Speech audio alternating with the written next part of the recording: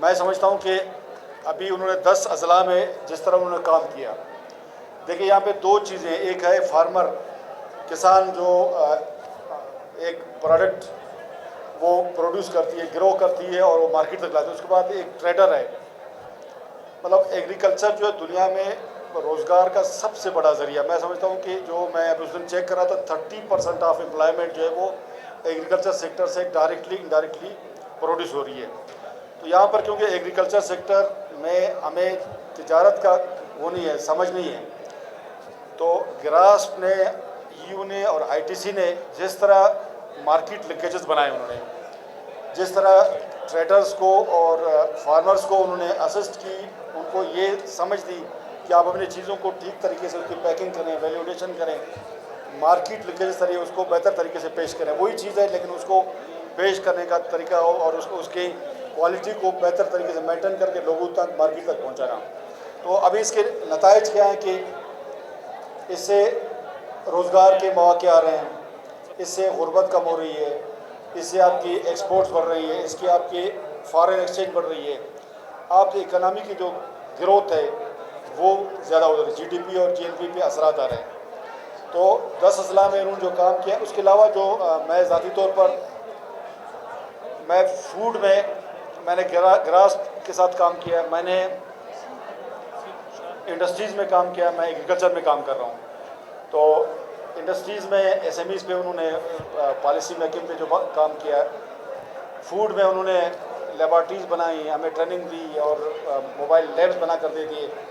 उससे जो है वो हमारे ताजरों को, हमारे फार्मर्स को, हमारे जो लाइव स्टॉक की चीज़ें हैं उनमें काफ़ी उनको मदद मिली।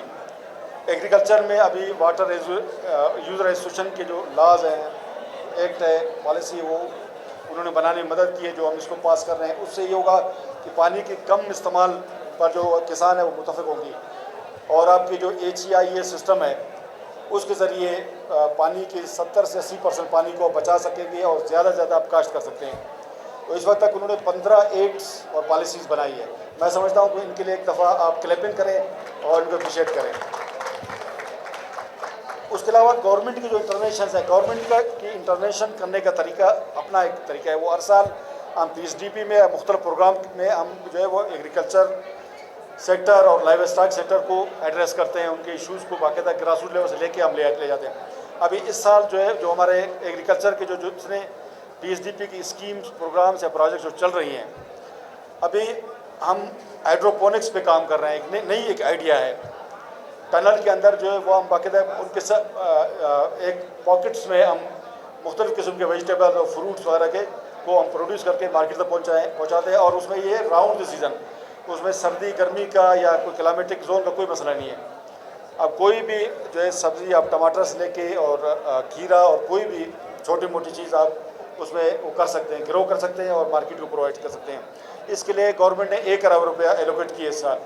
इस तरह कमांड एरिया डेवलपमेंट पे हमारे मुख्तलिफ प्रोग्राम चल रहे हैं। कच्ची की कमांड एरिया डेवलपमेंट है, हमारे जलमक्सी में एक डैम है, उसके 30,000 एकड़ को हम डेवलप कर रहे हैं, लेवलिंग कर रहे हैं और 4 अरब रुपए हमने मुख्तस की है। 8 डैम है हमारे, केज, गवादर, कच्ची और लसबेला के जो डैम है, विंदर डैम है, उससे 20,500 एकड़। तो ये कच्ची और बाकी इलाके तकरीबन 8 लाख एकड़ ज़मीन हम इसकी लैंड लेवलिंग कर रहे हैं। तो उसमें आपकी मैनी फोल्ड आपकी प्रोडक्शन बढ़ जाएगी।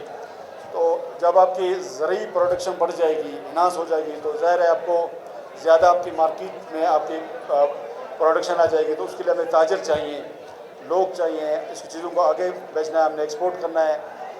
जो हमारे फूड सिक्योरिटी के इश्यूज़ हैं वो भी उसमें हल होंगे। इसके अलावा हमने जो ऑयल सीड्स है, कैनुला है, सनफ्लावर है और सीसम है जिसको हम तिल कहते हैं, पिछले सालों में हमारी ये प्रोडक्शन जो है काफ़ी बढ़ गई है। कच्ची, नसीराबाद और बाकी इलाकों में सीसम की पैदावार काफ़ी बढ़ गई है जिसकी दुनिया में बहुत डिमांड है।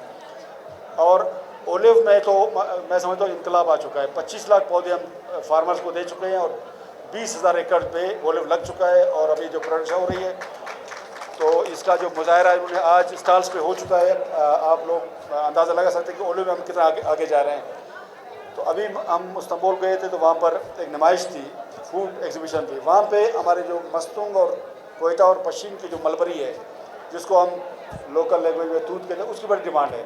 वो कहते हैं सिर्फ इसकी कलर आप ठीक करें, वो कहते हैं हमें 100 टन आप भिजवा दें, 200 टन भिजवा दें, उनकी शायद कोई मिठाई वगैरह में इस्तेमाल होती है।